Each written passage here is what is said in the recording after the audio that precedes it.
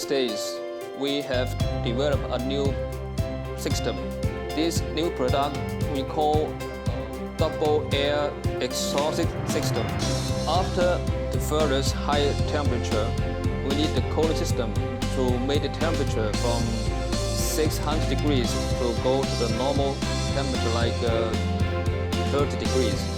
In the old way, after the furnace, the cooling line is quite long. From this point to there is about 5 or 6 meters long.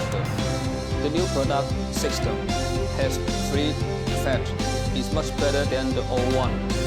The first one is the space is smaller. The second one, that the convert valve is shorter. And the last one, the quality is much better. That's why we like to present this new cooling system to the market.